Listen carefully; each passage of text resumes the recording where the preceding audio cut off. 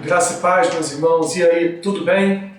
Saudade dos irmãos, saudade desse contato pessoal, de ministrar aula, de estar com os irmãos, de orar junto com os irmãos, de, no decorrer da aula, responder perguntas dos irmãos. Isso, através do vídeo, não nos é possível, mas eu quero aqui, desde já, deixar para os irmãos o e-mail da nossa igreja. Se você, ao término da aula, tiver alguma dúvida, quiser tirar alguma nuvenzinha negra que ficou na sua mente, no seu coração, mande a sua pergunta para o e-mail seju@icnvni.com.br. Você manda o seu e-mail e, assim que for possível, estarei respondendo aos seus questionamentos, às suas dúvidas, e também, se você quiser, dar sugestões. Nós terminamos a aula referente ao livro poético de Jó, terminamos a segunda aula, pois a primeira aula havia sido presencial, ainda não estávamos dentro desse contexto de confinamento, de quarentena, e a segunda aula de Jó eu fiz um áudio, produzi um áudio e coloquei para os irmãos no grupo da igreja, e pretendo também, quem sabe, colocar no nosso YouTube. Aproveitando aqui, para pedir a você que se inscreva no nosso canal do YouTube, Centro Evangelístico Jardim Ulisses. Se inscreva lá, aperte lá no sininho, para que todas as vezes que tiver um conteúdo novo, você vai receber no seu celular uma notificação e poderá estar nos acompanhando em nossas ministrações e também agora em nossas aulas. Já tem aulas lá muito boas do CETEB, do professor Anderson. Se você puder assistir, está aberto, é público, e quero até aproveitar o que eu estou dizendo para avisar os irmãos que não fazem parte destas turmas de CETEB, de CIAB da nossa igreja, e talvez nem conheçam também o trabalho da nossa igreja. Eu quero dizer aos irmãos que as aulas estão abertas, estão públicas aos irmãos, mas que vocês não se esqueçam que nós estamos aqui ministrando uma aula para turmas da nossa igreja. Não estamos aqui ministrando aulas para youtubers, ok? Então estamos aqui transmitindo estas aulas para a nossa turma. É como se nós estivéssemos aqui numa sala de aula com os nossos alunos à nossa frente e você fosse um convidado nosso e pudesse, portanto, participar deste momento. Nós vamos dar continuidade, estamos atrasados no nosso cronograma. Creio que hoje era para estarmos na segunda aula de Provérbios ou início da aula de Eclesiastes, mas vamos iniciar a aula de Salmos. Vou dar a primeira aula no dia de hoje, depois estarei preparando um novo vídeo para a segunda aula, então término do livro de Salmos. O livro de Salmos, meus irmãos, é uma coletânea de louvores, uma coletânea de orações a Deus, uma coletânea de diferentes tipos de emoções, sentimentos, acontecimentos pessoais que trouxeram para a vida daqueles que escreveram ou que cantaram, que adoraram, que entoaram estes salmos, registraram eles. Então esses cânticos, essa adoração, essas reclamações, esses sentimentos, tudo isso que se passava na vida destes homens naquele período, ficou, portanto, em determinado tempo, em determinado momento, registrado em salmos, em cânticos, em orações. Consideração como introdução que eu quero fazer é que nós viemos até este momento caminhando, com exceção do livro de Jó, viemos até o livro de Esther caminhando em assuntos históricos da nação de Israel, em assuntos históricos do povo de Deus. No momento do livro de Jó, nós já vimos uma história própria de um homem específica, de um homem chamado Jó, E agora no livro de Salmos, embora os Salmos tenham um conteúdo também em determinados salmos histórico, mas nós vamos sair desta contextualização histórica e vamos entrar aqui neste momento em momentos específicos da vida de alguns homens que escreveram estes salmos. Então, o livro de Salmo, ele tem uma ênfase nova. São novos aspectos, nova linguagem, e nós vamos encontrar muita diferença em Salmos, no livro de Salmos, para os outros livros da Bíblia. É um livro, talvez seja o livro, aliás, certamente é o livro mais lido da Bíblia, não só pelos cristãos, mas também por uma gama de pessoas que comungam de outras religiões. Nós vamos encontrar neste livro não um só autor, mas vamos encontrar vários autores que estão abrindo os seus corações, que estão diante de Deus, chorando, se alegrando, agradecendo, se revoltando, expressando tristeza, se arrependendo pelos seus pecados, contando um pouquinho da história do povo de Deus em alguns salmos. Então ou fazendo referência a um momento específico da história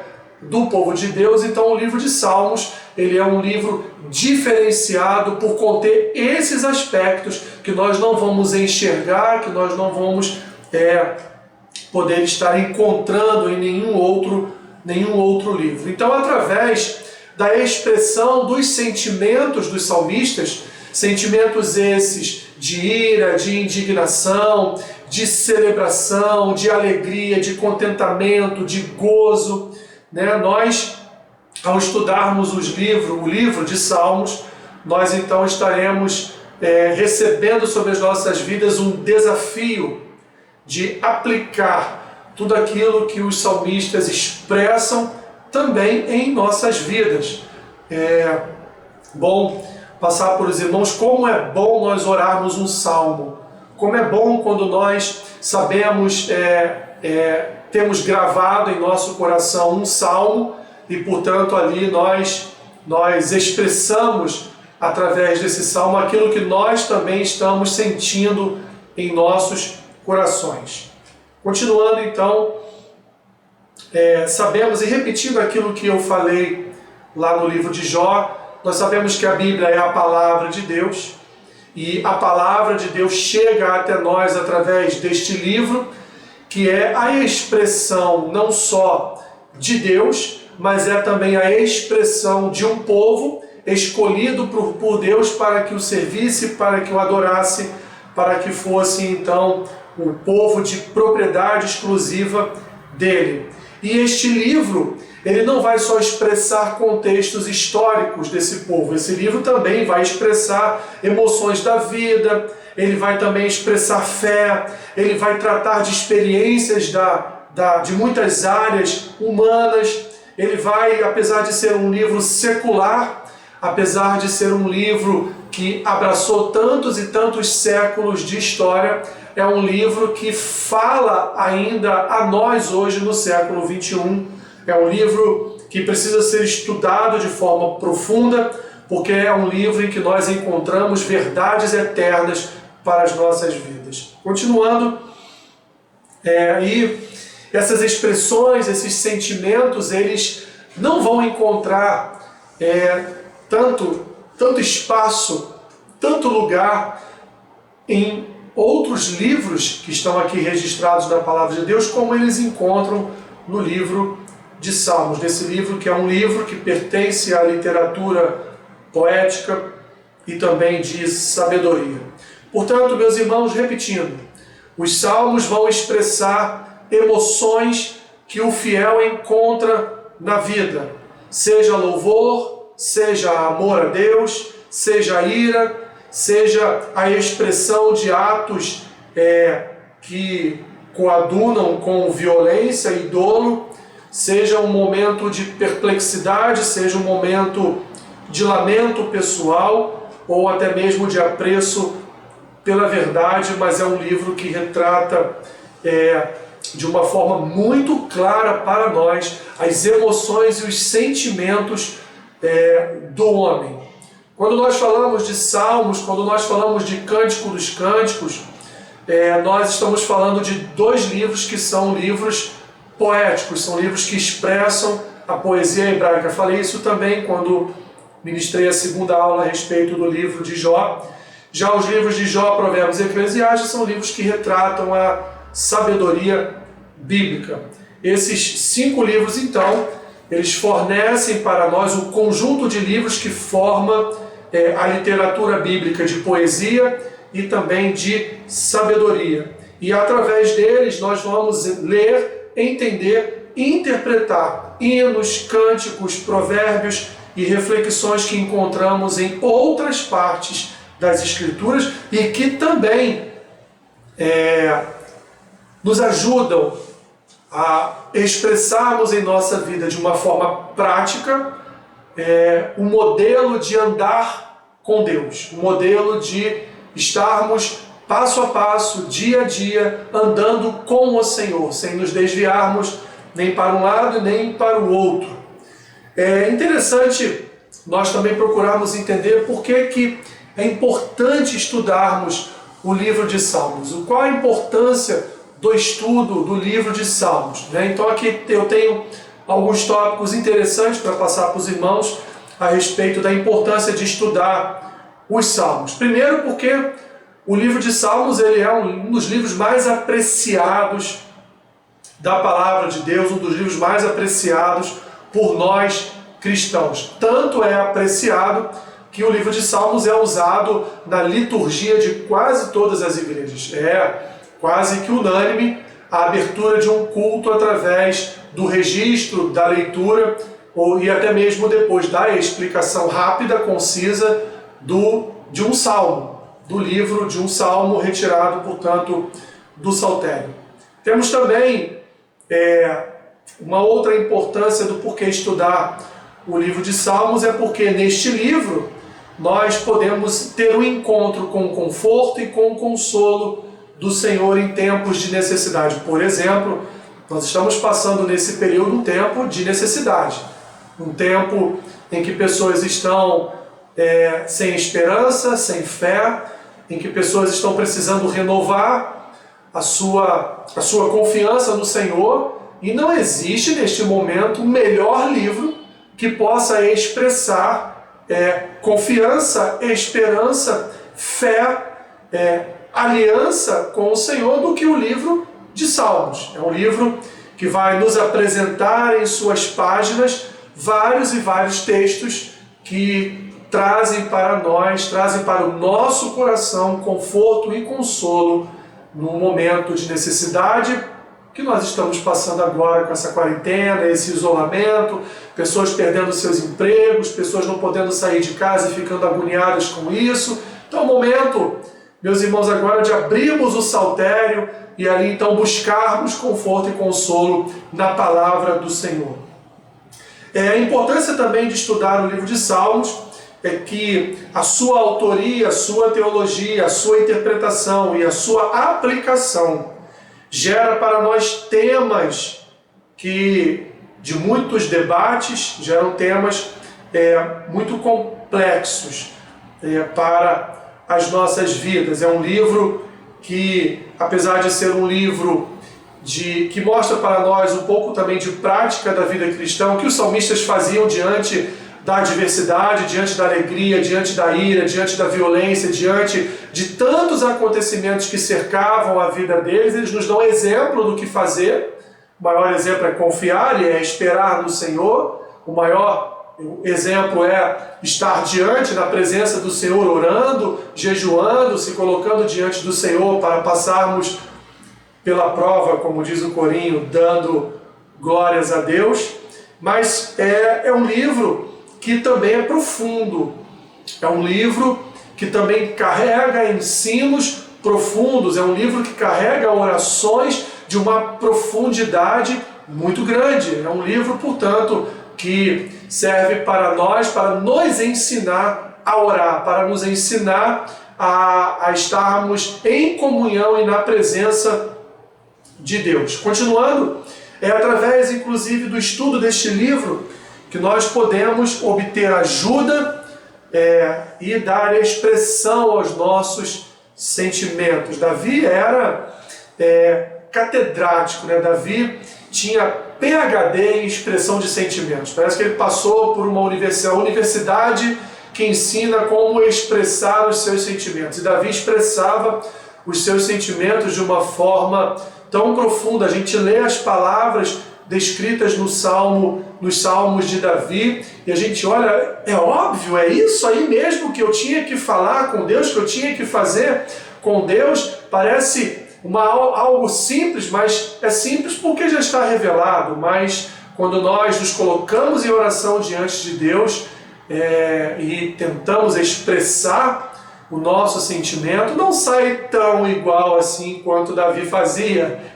Evidentemente há uma diferença muito grande entre a nossa oração e a oração de Davi. Mas tentamos buscar nas orações e nos louvores de Davi também uma afirmação de expressão dos nossos sentimentos também para com Deus nos nossos momentos de oração. Muitas vezes lembramos partes das orações de Davi registradas em seus salmos, e ali durante a nossa oração nós fazemos o registro daquela passagem, daquele texto, daquele versículo também diante do Senhor, dizendo ao Senhor que o sentimento que o salmista teve naquele momento é o mesmo que nós também estamos expressando agora.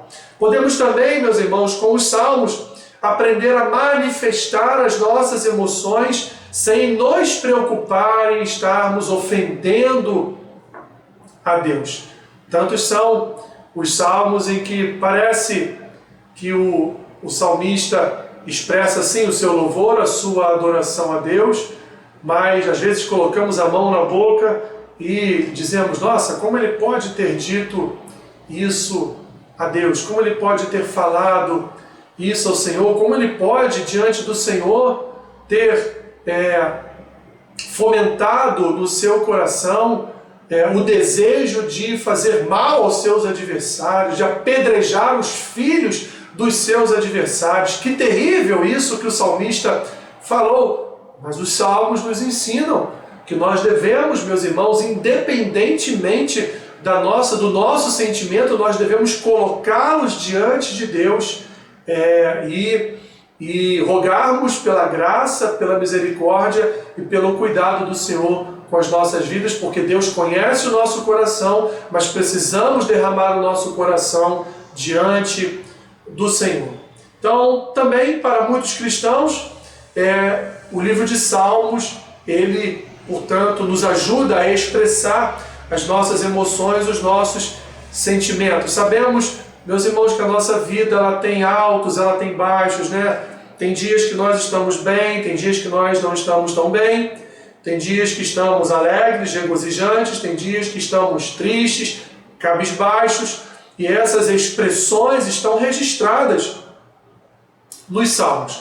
Há situações de tristeza, há situações de alegria, há situações que as emoções são manifestadas através de uma oração, de um louvor, de forma espontânea pelo salmista, né? Ou seja um sentimento de alegria ou tristeza, seja um sentimento de paz ou de angústia, seja um sentimento de ira ou de gratidão, nós vamos encontrar todos esses sentimentos registrados nos Salmos, registrado então no livro de Salmos. No livro, ainda dentro das razões porque devemos estudar o livro, nós vamos encontrar consolo, vamos encontrar força, vamos nos identificar muitas vezes com estes homens de Deus que escreveram estes salmos. Não só nos identificar, mas esses homens vão servir para nós também de inspiração para certos momentos das nossas vidas, de inspiração para nos momentos em que estivermos orando, compondo louvores, cânticos, mas também compondo a nossa oração diária. Esses cânticos que servem para uma abertura da alma do cristão para o seu Deus, eles são momentos para nós também importantes em nossas orações, em nossos louvores. Então, Continuando aqui, esses momentos altos e baixos da nossa vida, que também são expressadas na vida dos salmistas, demonstram para nós que nós podemos sim, em nossas orações, colocar tudo o que estamos sentindo diante de Deus. Raiva, angústia, ansiedade, podemos sim, meus irmãos, colocar diante do Senhor toda a miséria da nossa alma, para que venhamos a receber dele consolo, conforto, para que venhamos receber dele perdão pelos nossos pecados, para que podemos vir a receber dele cura para a nossa alma. No livro de Salmos, então, encontramos, diferentemente do que encontramos em outros livros do Antigo Testamento, como o Pentateuco, os históricos e os proféticos, nós vamos encontrar nos Salmos poesias, hinos, ensaios doutrinários, vamos encontrar também princípios claros que servem para nós como afirmações da nossa fé no Senhor.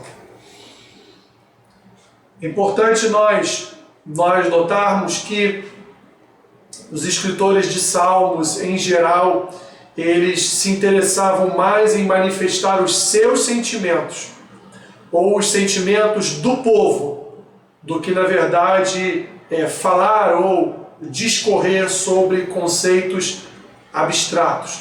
Os salmistas, eles falam e eles expressam sentimentos.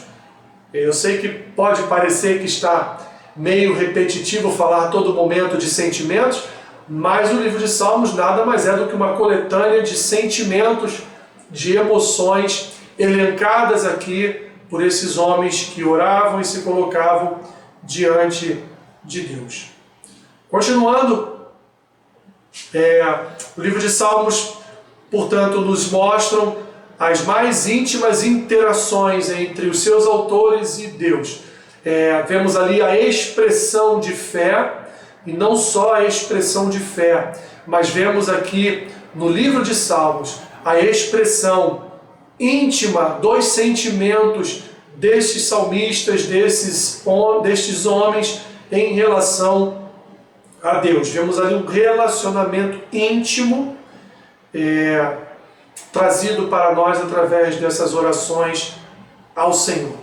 Importante também nós observarmos que a linguagem de Salmos é uma linguagem poética e, portanto, muitas e muitas vezes os salmistas vão se utilizar de figuras de linguagem para expressar os seus sentimentos, ok? Continuando, a poesia registrada em Salmos vai focalizar em quase toda sua medida, em quase seu contexto total, os mais diversos sentimentos humanos.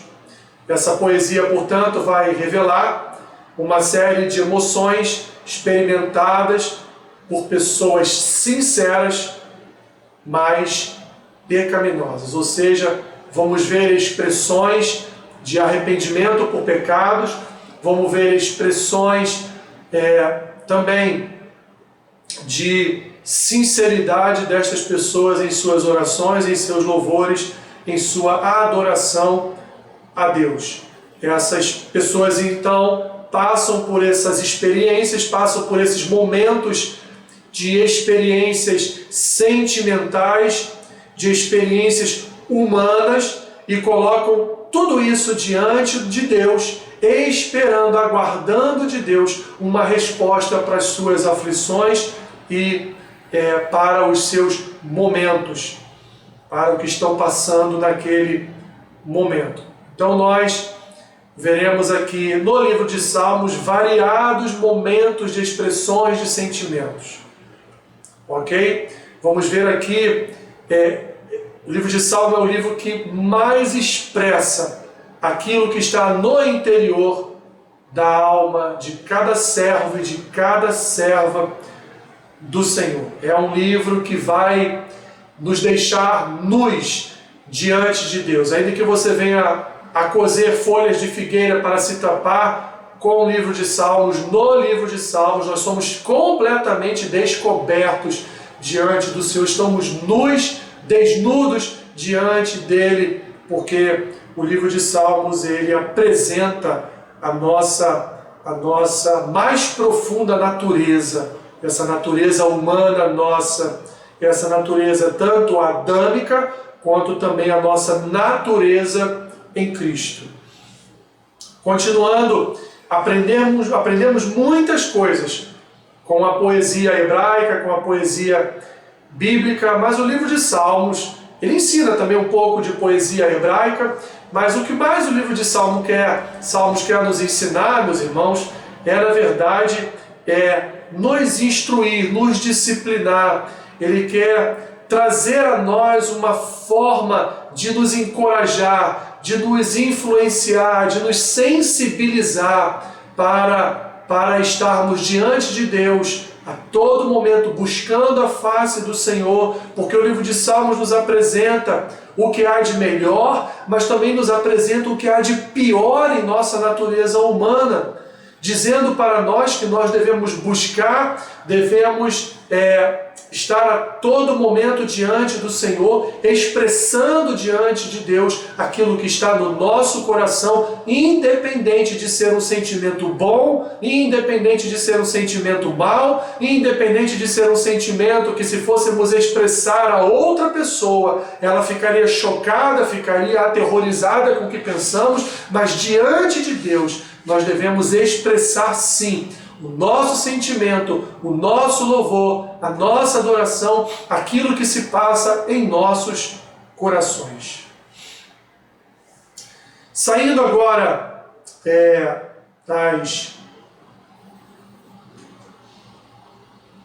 do elenco de situações do porquê devemos estudar o livro de Salmos, vamos falar agora um pouco a respeito do nome do livro. Por que o livro de Salmos recebe esse nome, Salmos? Por que estou aqui olhando o relógio aqui para não ultrapassar o tempo e também não ser aquém do tempo necessário? O nome Salmos, ou também chamado de Saltério, ele provém da Septuaginta. Septuaginta, todos sabem, é a tradução grega do Antigo Testamento. A princípio, os salmos se referiam a instrumentos de cordas, como a harpa, a lira ou o alaúde, mas posteriormente referia-se a cânticos acompanhados por todos esses instrumentos.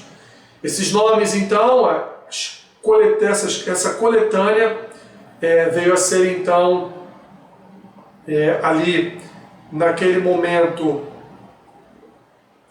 formada dentro de um livro esse, então, chamado de Salmos, cujo o título, em hebraico, é Tehillim, que significa louvores, e um outro título também, em hebraico, poderia ser Tefilot, cuja tradução é oração. Então, o nome, o título do livro de Salmos, ele é escolhido desta forma, este nome é escolhido porque é um livro que vai reunir tanto Tehillim, tanto louvores, como também vai reunir o Tefilot, vai reunir também orações. Então, um livro é uma coletânea de louvores e orações. Uma coletânea. Quantos são os salmos, né, que nós cantamos na igreja?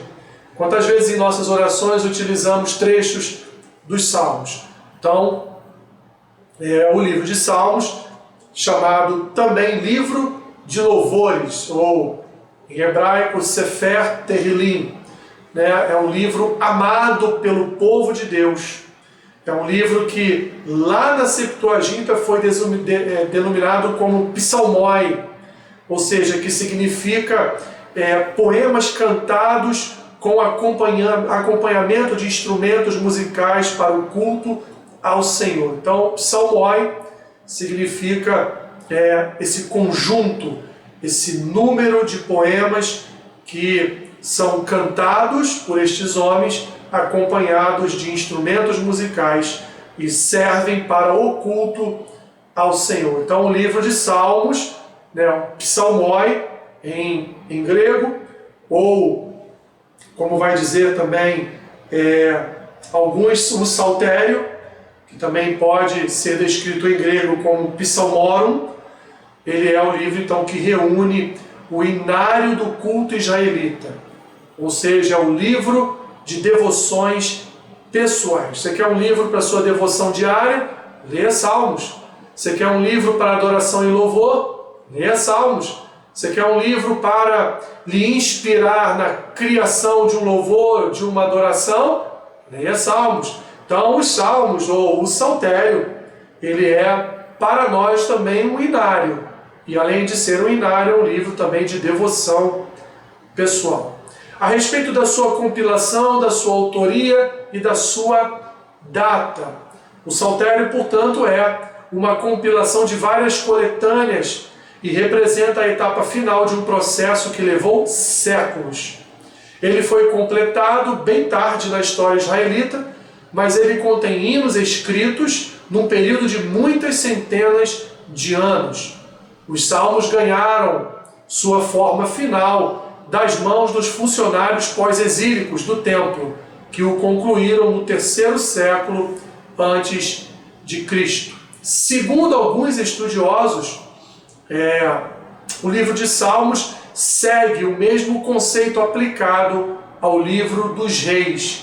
Notamos que alguém coletou todos esses salmos, como também foram coletadas partes do livro de reis, né? Organizou esses materiais de diversas fontes para um propósito que era o de formar o inário do povo de Deus. Assim, então, a mensagem geral do livro transcende a mensagem particular de cada salmo, pois a mensagem geral do livro é: estamos entregando nas mãos do povo de Deus um livro que contém louvores, adoração e orações reunidos através de centenas e centenas de anos para abençoar, ensinar, disciplinar, discipular o povo de Deus. Então, é um livro de louvor e é um livro também de oração. É um livro também que nos ensina a adorar, a cantar, nos ensina como devemos nos portar em adoração diante do Senhor,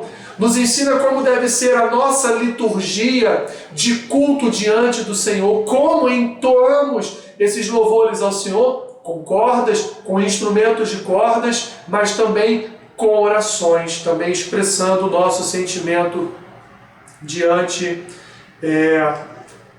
do Senhor. É um livro muito usado nas sinagogas,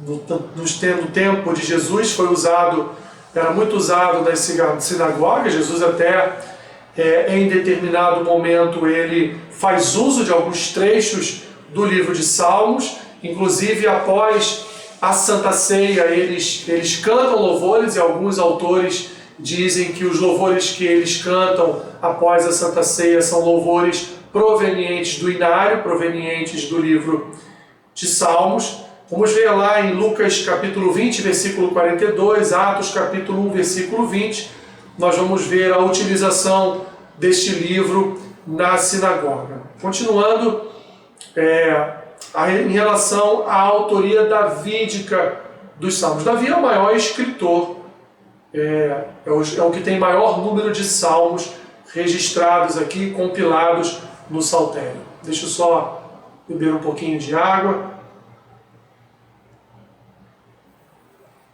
Molhar um pouco a minha garganta. Então, a compilação, a autoria data em relação agora ao autor Davi. Davi foi considerado, como eu falei para os irmãos, como cantor e servo dedicado ao Senhor e como aquele que mais escreveu salmos, que mais escreveu cânticos, que mais escreveu orações destinadas ao Senhor. Ele era um pastor, ele era um rei, mas isso não o tornava incompatível na hora de formar, na hora de cunhar, na hora de expressar o seu sentimento, como ele muito bem expressa em vários dos seus salmos. Davi compôs de uma forma direta ou de uma forma indireta praticamente mais da metade do que está registrado no livro de Salmos. Em relação à data dos Salmos, os mais antigos datavam muitos dos Salmos na história posterior de Israel, alguns até mesmo no período de Macabeus, ou de Macabeu.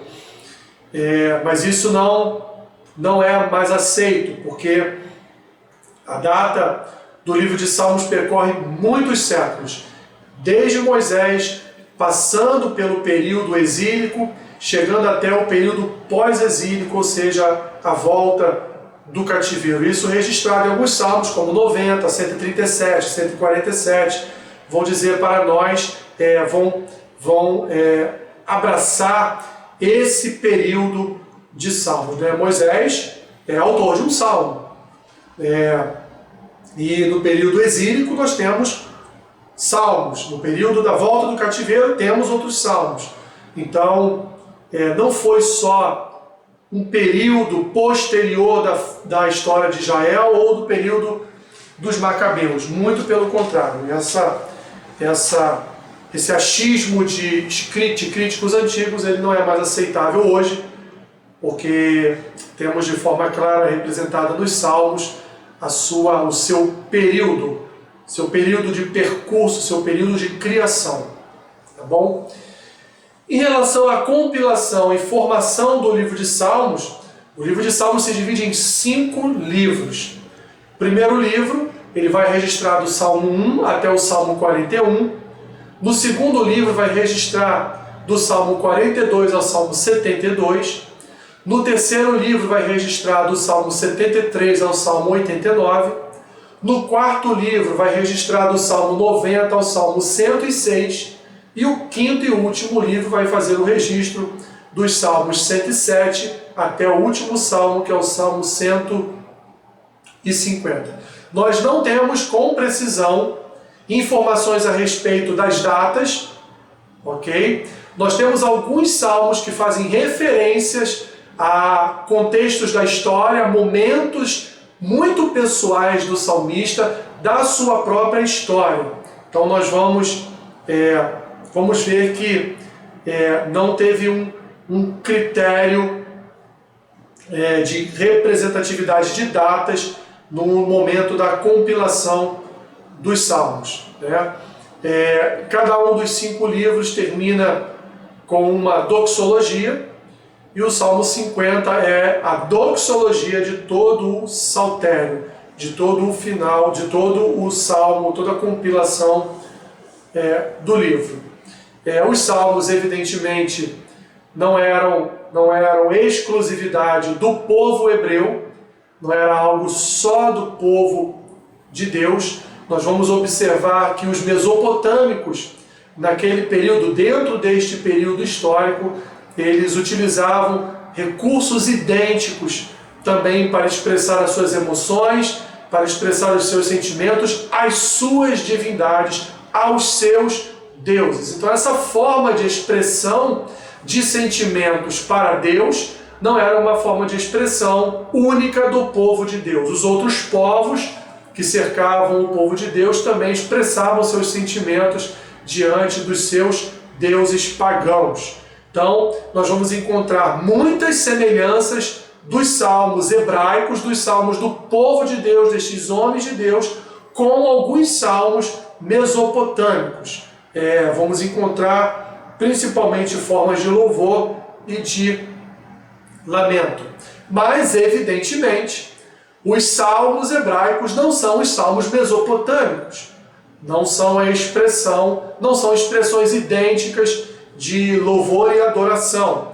Então nós vamos encontrar muitas diferenças entre os salmos hebraicos e os mesopotâmicos, principalmente naquilo que concerne à abordagem do adorador. O adorador mesopotâmico, o adorador pagão, ele adorava ao Deus, seus deuses pagãos. O adorador do Salmo, o adorador do Saltério, o adorador incluído na membresia do povo de Deus, ele vai adorar a um único Deus. Ele vai adorar ao Senhor, ele vai adorar ao Deus da sua vida. Vamos notar, por exemplo, que nos salmos mesopotâmicos, os seus autores, eles tentavam de alguma forma manipular a sua divindade, né? Ele recorria a rituais de magia, recorria a situações de culto à sua divindade, oferecendo sacrifícios que ele, o adorador, inventava para ser oferecido à sua divindade. Então vamos ver formas de manipulação em várias situações nos salmos dos mesopotâmicos, ok? Muito diferente de nós, muito diferente do povo de Deus naquele período, que expressava formas de sacrifícios em alguns saltérios, mas sacrifícios esses que não eram inventados, rituais estes que não eram inventados, eram propósitos de Deus na lei levítica, na lei mosaica, era lá já disponível, já era ali algo acrescentado por Deus à cultura do seu povo. Vamos ver também outras diferenças que existiam entre as expressões de sentimentos hebraicas e dos mesopotâmicos. Por que isso é importante nós vermos, meus irmãos? Porque hoje nós vamos encontrar também várias formas de adoração, várias formas de louvor, várias formas de expressão destes sentimentos. E devemos ter um cuidado para não nos pegarmos em determinado momento adorando ou oferecendo algum louvor ao Senhor que não seja de fato um louvor que expresse a doutrina bíblica, que expresse a teologia bíblica, que expresse a adoração a um único Deus, a um único Senhor. Que não seja algo da expressão de adoração da natureza humana a si próprio, né? Ou seja, esses louvores de autoafirmação, esses louvores que tratam muito da natureza humana, mas que não são louvores dedicados ao Senhor, porque a adoração, ela é endereçada à divindade. A adoração não é direcionada ao adorador. A adoração, ela é vertical. A adoração, ela não é horizontal. A adoração, ela não é para consolo do nosso coração. A adoração, já é o sentimento, a expressão da nossa alma, buscando consolo, não no que nós estamos cantando, mas buscando consolo naquele a quem nós adoramos. Então a adoração, o louvor, o cântico, a música cristã, ela é dedicada a Deus, ela é dedicada ao Senhor, ela é dedicada ao nosso Salvador, ela não é dedicada a nós, apesar do louvor e da adoração, quando ouvimos, também mexe com o nosso coração, mexe com o nosso sentimento, mas nós devemos, de forma clara, entender o que é o nosso sentimentalismo, o que é aquilo que nós sentimos a entoarmos a Deus um louvor e o que é propriamente aquilo que devemos entoar e oferecer como adoração ao Senhor. Então precisamos ter essa diferença, e quando nós fazemos a comparação entre os salmos que estão organizados na Palavra de Deus, na nossa Bíblia, que nós chamamos de saltério, com o que era oferecido em adoração e louvor pelos povos pagãos que cercavam a Israel, que cercavam os hebreus naquele período, nós vamos entender o que é verdadeiramente louvor e adoração. Então o livro de Salmos expressa para nós a verdadeira adoração a Deus, porque os salmistas adoram a um único Deus, a sua adoração é vertical, não é horizontal. O que eles utilizam de sua horizontalidade é apenas o seu sentimento, a expressão da sua fé, a expressão da sua confiança e da sua esperança no Senhor, da sua salvação. Por exemplo, o Senhor é a minha fortaleza, o Senhor é o meu refúgio. Eu estou ali expressando o sentimento do meu coração, o salmista está expressando o sentimento do seu coração, mas esse sentimento não está louvando e adorando o seu coração, este sentimento está louvando e adorando o Senhor da sua vida. É nele, portanto, que ele vai encontrar a expressão desse seu sentimento. Continuando então, partindo aqui para algumas características da literatura específica, para nós então terminarmos essa nossa primeira aula de Salmos. Deixa eu ver aqui minha hora, já tem mais alguns minutos. Eu já transmiti isso aqui aos irmãos na aula referente ao livro de Jó, mas novamente eu quero passar para os irmãos rapidamente o contexto, as características, aliás, da literatura hebraica, dessa literatura tão específica. Eram povos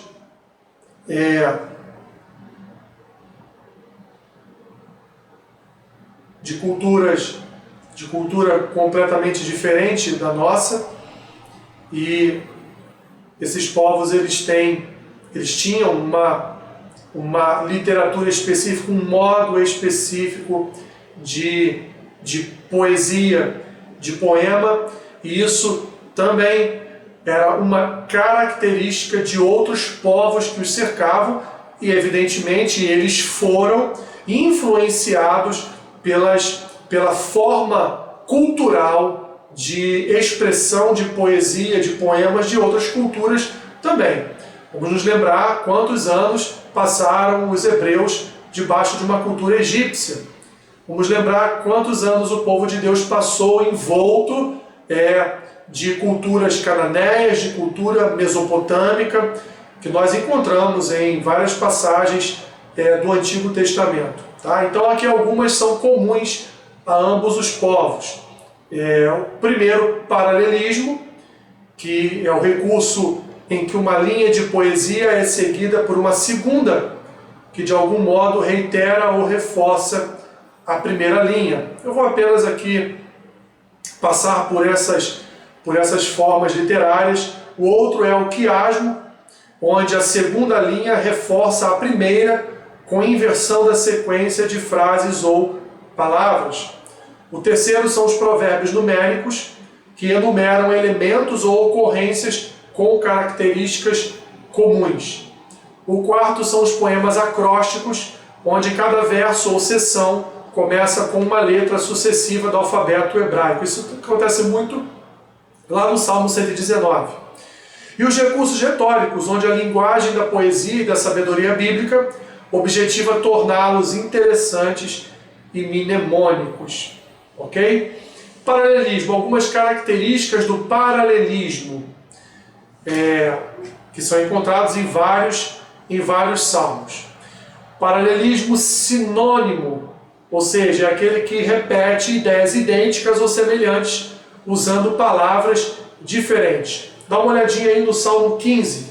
Olha o que o Salmo 15 diz. Quem, Senhor, habitará no teu tabernáculo? Quem há de morar no teu santo monte? Ou seja, são ideias idênticas, são ideias semelhantes, usando apenas palavras diferentes. Quem, Senhor, habitará no teu tabernáculo? Quem há de morar no teu santo monte? Ou seja, o salmista está em duas frases expressando a mesma coisa. Quem vai morar na sua casa? O Salmo 19, versículo 2 também diz isso. Ó. Um dia discursa a outro dia e uma noite revela conhecimento a outra noite. Ou seja, há um discurso de um dia para o outro, assim como há a revelação de um conhecimento de uma noite para a outra. Ele está falando praticamente a mesma coisa. Isso é um paralelismo sinônimo. Mas tem o paralelismo antitético, que apresenta um contraste entre ideias e imagens. Vamos dar aqui exemplos que é o melhor que a gente pode fazer. Salmo 1, versículo 6, diz lá assim: pois o Senhor conhece o caminho dos justos, mas o caminho dos ímpios perecerá. Ou seja, há um paralelismo entre uma frase e outra, só que um paralelismo que vai apresentar um contraste entre ideias ou entre imagens, né? Enquanto o Senhor conhece o caminho do justo, ele vai dizer que o caminho do ímpio, ele perecerá. Ou seja, o caminho do justo, a gente sabe qual é o caminho do justo, mas o caminho do ímpio, que não é muito bom, vai perecer. Outro exemplo está no Salmo 25, versículo 3. Diz assim: com efeito, dos que em ti esperam, ninguém será envergonhado. Beleza. Quem espera no Senhor não será envergonhado. Agora vem um contraste. Envergonhados serão os que sem causa procedem traiçoeiramente. Então há aqui um paralelismo de contrastes entre as suas ideias e a sua imagem. Há um outro tipo de paralelismo também, que é o paralelismo sintético ou construtivo. Ou seja, onde a segunda parte completa ou acrescenta a mesma ideia à primeira. Às vezes repete uma parte da primeira frase e continua com maior desenvolvimento da mesma ideia. Exemplo, Salmo 29, versículo 1. Diz assim: tributai ao Senhor, filhos de Deus.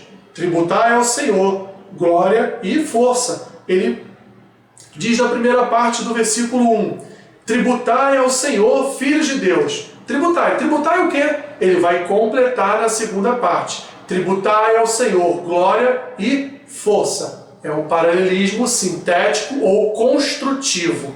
Salmo 145, versículo 18, diz assim: perto está o Senhor de todos os que o invocam.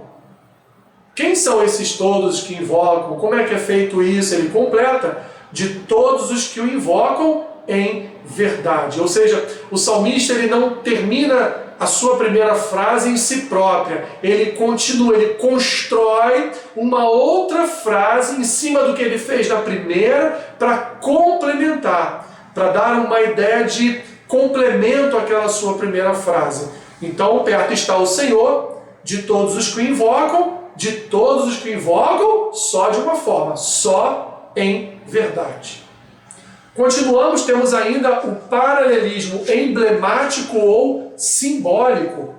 Nesse caso, uma linha serve como ilustração paralela ao ensinamento real da outra. Os tradutores frequentemente simplificam a expressão usando palavras de comparação.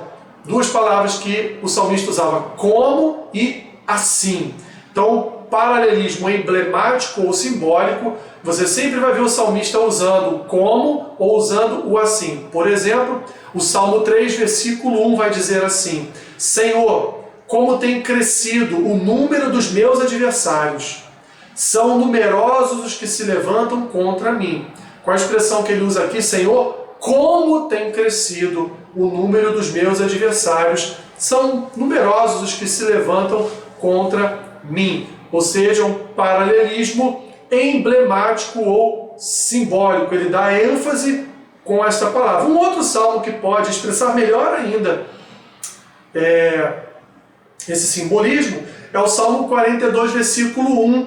Ele diz assim: como suspira a corça pelas correntes das águas, assim por ti, ó Deus, suspira a minha alma. Então, no Salmo 42, nós já vemos aqui uma expressão melhor ainda do que é o paralelismo emblemático ou simbólico. Ele inicia o Salmo com a palavra como, e ele então inicia a segunda parte do Salmo com o assim, trazendo um paralelismo entre uma frase e outra, trazendo uma percepção entre uma frase e outra. Não há uma separação entre frases, mas há uma ideia de complementaridade, há uma ideia de complemento, uma ideia de continuidade daquela primeira frase. Temos ainda aqui, dentro do paralelismo, uma organização que é chamada de organização acróstica. Esse outro tipo de organização que encontramos em alguns salmos é também encontrado em alguns textos do Antigo Testamento. Ele segue o alfabeto hebraico. Também é chamado de poemas acrósticos. Cada verso ou seção começa com uma letra sucessiva do alfabeto hebraico. Já notou que em alguns salmos vem, até em textos bíblicos, vem o iniciozinho, a primeira letra ela vem em maiúscula, evidentemente, por ser início de frase, mas ela vem em negrito. Aquilo ali está representando uma letra do alfabeto hebraico. Nós chamamos de uma organização acróstica. Continuando, o exemplo mais notável da organização acróstica é o Salmo 119, ok? Então no Salmo 119 nós vamos ver várias seções de letras do alfabeto hebraico. Cada seção do Salmo 119 iniciava com a respectiva letra hebraica, com a finalidade de que a memorização fosse facilitada. É algo que não é comum na nossa cultura, mas era algo comum na cultura hebraica. Então, para facilitar a memorização, eles iniciavam sempre com uma letra do alfabeto hebraico, ajudando, facilitando a memorização dos salmos. Autoria.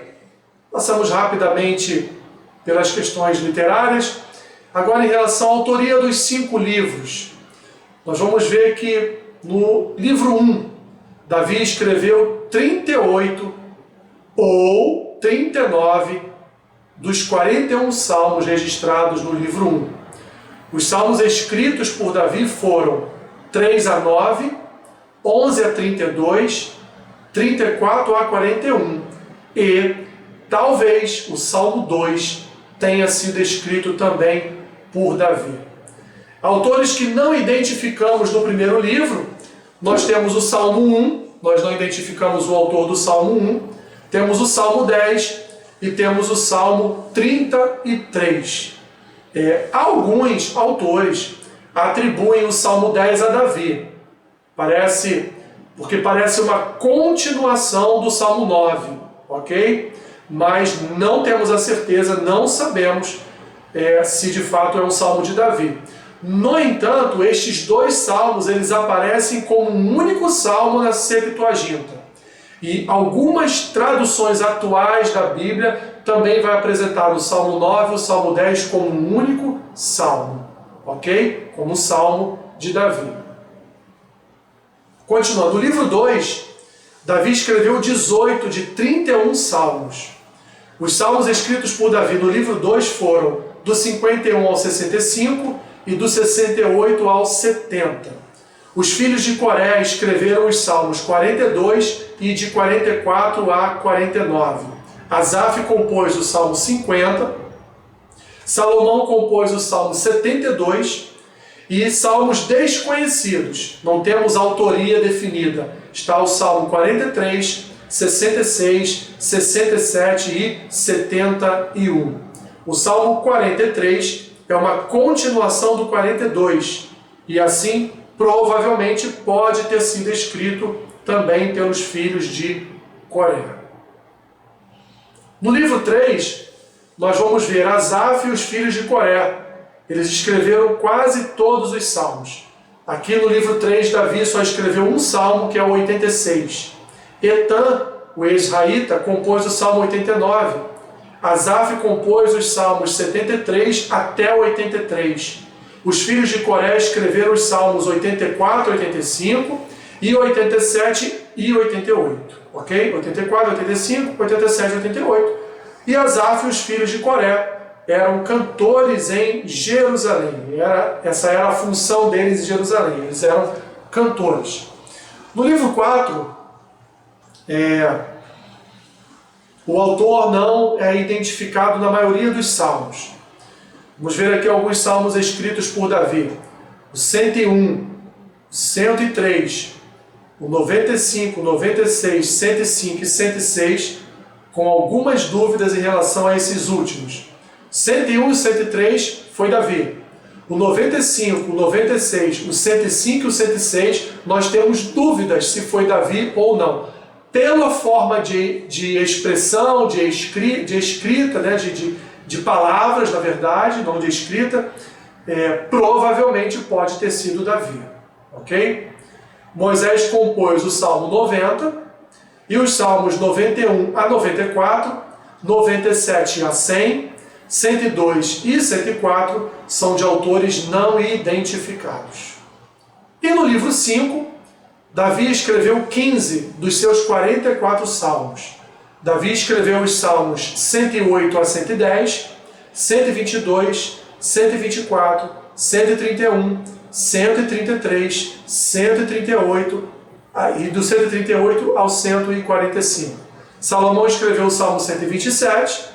Autores não identificados compuseram os Salmos 107, do 111 ao 121, o 123, o 125, o 126, o 128 ao 130, o 132, o 134 ao 137 e do 146 ao 149. E o Salmo 150 é a doxologia final do livro. Total da autoria davídica. Ao todo, Davi então é identificado como autor de 73 salmos.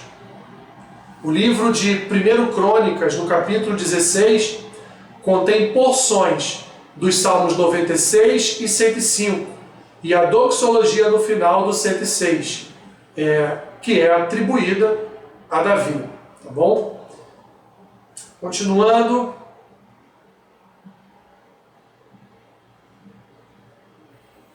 Podemos atribuir também a Davi mais 2 salmos.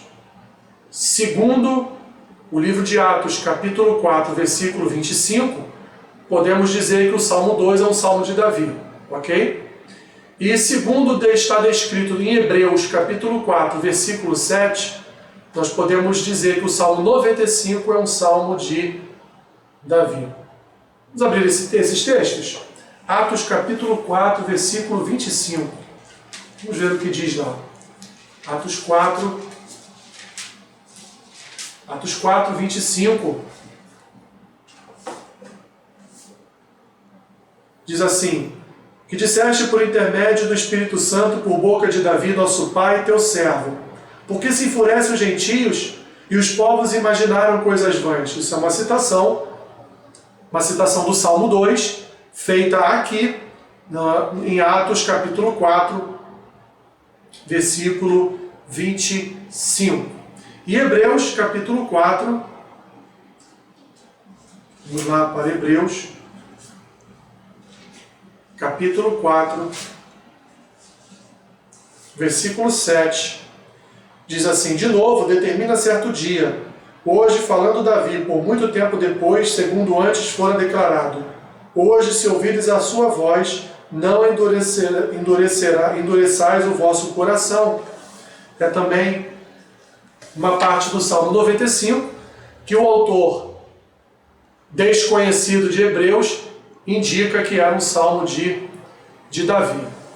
Se acrescentarmos então o Salmo 2, o Salmo 95 e o Salmo 10 a Davi, nós teríamos então Davi como escritor de 79 salmos, escritos de uma forma total ou de uma forma parcial por Davi, tá bom? E ainda é muito provável que Davi tenha contribuído também para alguns outros salmos. Eu quero terminar com os irmãos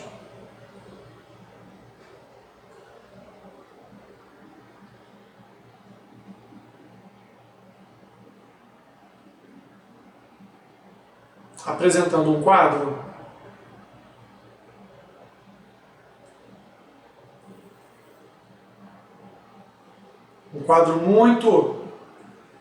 muito interessante a respeito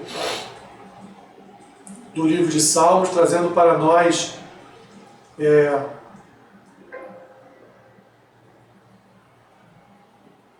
cada parte de cada um dos livros de Salmos. É um quadro Deixa eu só buscar e procurar aqui este quadro. E aí vamos terminar a aula com este quadro. É um quadro de um professor meu do seminário Martin Busser, do Itamir Neves. Quadro muito bom, que mostra toda a estrutura do livro de Salmos. Nós temos aqui Salmos da Torá, Salmo 1, 19, 36, 37, 78, 119 e 127. Eu vou tentar depois colocar este quadro na gravação da nossa aula do vídeo, para que então a gente termine a aula você visualizando este quadro. Temos aqui Salmo real e de censura, o Salmo 2, queixa individual, oração por vitória, Salmo 3, Salmo 4 a 7, 10, 13, 17, 22, 31, 35 e do 38 ao 43. Temos os salmos de queixas individuais, somente queixas individuais, 54 a 59, 64, 69 a 71, 86, 82, 102, 109, 120, 130 e do 140 ao 143. Temos aqui salmos que refletem hinos, Salmo 8, 29, 46, 47, 76, 92, 96, 98, 103, 104, 107, 135 e 145. Temos aqui salmos de cântico individual de ações de graças, 9, 30 e 138. Temos os cânticos de confiança, 11, 16, 18, 23, 26 a 28, 61 a 63 e o 139.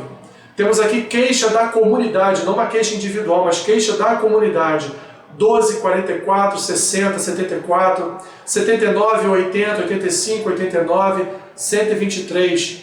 Temos o Salmo oracular, ou Cântico de Censura, Salmo 14, 53. Temos cânticos da Corá, hino processional, Salmo 15. Temos orações por vitória, Salmo de bênção, Salmo 20. Oração por vitória sozinho, Salmo 21 e 144.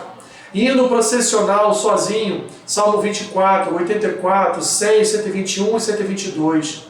Salmo penitencial, Salmo 25. Cântico de testemunho, Salmo 32, 34 e 131. Casamento real, 45.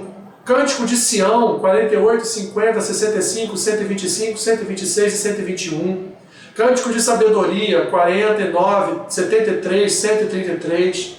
Penitencial, Salmo 51. De censura, 52. Hino ou cântico de testemunho, 66. Salmo de bênção, 67. Cântico de vitória, hino, Salmo 68. Cântico de coroação, Salmo 72. E aí temos aqui, meus irmãos, dentro da estrutura do livro de Salmos, tantos e tantos tipos de salmos que estão aqui divididos, estão aqui elencados pelos salmos. Tá bom? Então eu queria encerrar por aqui essa nossa primeira aula do livro de Salmo, esperando que vocês tenham gostado, esperando que vocês possam até mesmo compartilhar esta aula com outros irmãos. Uma aula simples, devo aqui lembrar aos irmãos, principalmente aos irmãos que não conhecem o nosso curso, SIAB. Ele é um curso de introdução e aperfeiçoamento bíblico. Nós não promovemos aqui aulas de conteúdo muito profundo. É como se nós estivéssemos num avião e este avião estivesse sobrevoando uma determinada área e ali informando alguns dados daquela área, mas de uma forma panorâmica, sem aterrissar, sem estar em chão, sem estar em terra. Então o SIAB é isso, o SIAB ele transmite com simplicidade uma visão panorâmica de todos os livros da Bíblia. Se você quiser se aprofundar, então você busque em livros, busque em Bíblias de conteúdo interpretativo. Quero até aqui aproveitar para indicar aos irmãos duas Bíblias. São Bíblias que eu uso bastante, que é a Bíblia de Estudo Nova Almeida Atualizada. Pode ver aqui pela grossura, temos aqui o texto bíblico evidente e também a sua interpretação. Muito bom, uma Bíblia de estudo muito boa para os irmãos que gostam de estudar os textos bíblicos. E uma outra Bíblia essa Bíblia mais conhecida dos irmãos, que é a Bíblia de Estudo de Genebra. A Bíblia de Estudo reformada, e que os irmãos vão encontrar também muito conteúdo bom em cada texto bíblico desta Bíblia. Então, que Deus nos abençoe, aguarde a nossa segunda aula do livro de Salmos e vamos caminhando. As portas da igreja física estão fechadas, mas as portas da igreja nunca estarão fechadas por Deus para o seu povo. Que Deus nos abençoe, que Deus, nesse momento de prisão domiciliar, é como se estivéssemos numa prisão domiciliar, que Ele nos ajude com a sua graça, com o seu amor e com o seu cuidado. Deus te abençoe, meu querido irmão, minha querida irmã. Espero que esta aula seja uma fonte de edificação para a tua vida. Deus te abençoe, fique na paz.